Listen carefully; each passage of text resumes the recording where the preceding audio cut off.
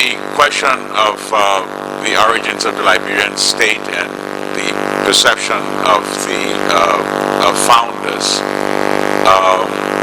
yes, I think it was one of those straightforward kind of things, namely that given the worldview that they had come from the United States with, their idea was to establish what I call a Westphalian state, meaning a state on the Western model of a state, and not taking into account the environment within which the state was being created. But there's nothing surprising about that, given the orientation of quite a few of the people who were involved in the enterprise. And when I say quite a few of the people, I'm not only talking about the African American immigrants, I'm also talking about the white sponsors. Remember here that Liberia, the entity called Liberia, was ruled for the first 25 years or so of its existence, not by African Americans, but by the white sponsors. When you hear names like Buchanan and Gurley and so forth and so on, we're not talking about black people, we're talking about white people. So I mean, the orientation was such that the civilizing, Christianizing ethos prevailed for a while. And I think this is where we sometimes make a mistake. It prevailed for a while, but there were other perspectives that later intervened. And that's what I was trying to at least outline when I talked a little bit about the sort of domineering role of Edward Wilmot Blything in essentially challenging the perspective of the founders, suggesting that there was need not only to build a state in Africa, but to build a state that would incorporate the best that could be found from Western culture and from the African culture, and blend these two in order to go forward. I doubt, in my mind at least, that we have yet succeeded in doing this blending. I think that's part of what I'm calling the reform agenda.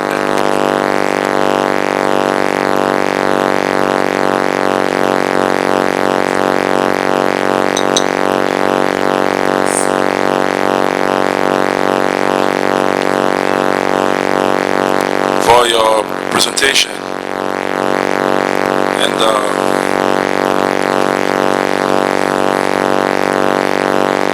as I have observed, there is a common thread that runs through the presentations of yourself and the rest of the other panelists, and that is basically around the issue of the founding of Liberia and its subsequent development that saw what you say is the alienation of one part of the nation from itself. But I would like to go back into history a little bit. When you responded to the question whether it was a deliberate intention of the settlers who were coming to form, or coming to Liberia, were they coming with the expressed intention and desire to form a state, or were they coming as part and parcel of the plan of the American Colonization Society to relocate blacks to Africa? And once here, the circumstances dictated, the circumstances changed and dictated actions that went into a certain direction. Now, I said this drawing link to the United States Constitutional Convention of 1770, the independence of 1776 or 1777, I think. But the Constitutional Convention right before that raised the issue of the status of the black man in America. And what to be done about the status of the black man in America as the U.S. was seeking to attain independence, with the black man being granted equal status on par with the white man. And the records show that the delegates all unanimously agreed to postpone the question of black citizenship or equal representation of the blacks for a period of 20 years, by which time it was hoped maybe the U.S. would have come to grips with the problem. And then we saw in 1808 or 1807 thereabout the formation of the United States Agency for Recaptured Africans, directed by officers of the U.S. Navy. And if we look at correspondences of that period, the founding of Liberia, much of the emphasis is on the strategic importance of Cape Messerado, as it was known at the time, the prominent position it commanded, and obviously it would play a very important role in directing trade. So you wonder whether it was for other purposes on mind that Liberia was established, and the Declaration of Liberian Independence was just an offshoot, an unintended consequence of this experiment to relocate our blacks to Africa. And so I would like to see how one can draw the link between those actions at that time, the subsequent creation of the Agency for Recaptured Africans, and then of course the settlement of Liberia and its subsequent Declaration of Independence. Well, there are two comments I would make to that. The first one is that there were all kinds of colonization schemes hashed by various groups of Americans before the Colonization Society finally brought its act together and with all of the other forces around succeeded in implementation. So that's one thing I think to consider in terms of what you just said. The other one is a more general thing, and that is following the abolition of the transatlantic slave trade, I think the concerns generally were with how do you go forward with implementation of what some referred to as the 3 C's. The 3 C's being commerce, Christianity, and civilization.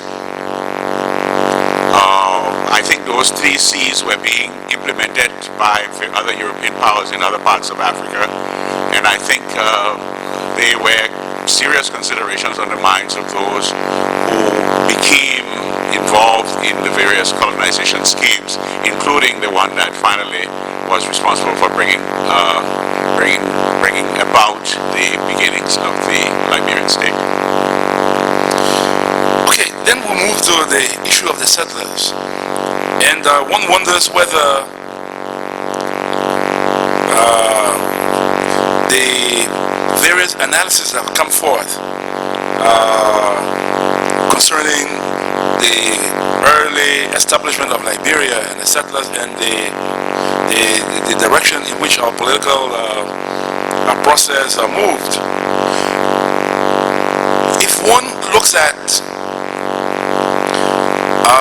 the writings of Paul Freire, Pedagogy of the Oppressed, that the oppressed usually imbibes the values of the oppressor, and in his attempt to realize self-actualization finds himself reflecting all the values of the oppressor. So after more than a century of slavery and dehumanizing conditions of servitude, is it not fair to say that the settlers, the policies which they as some of our previous speakers have said, colonizing the rest of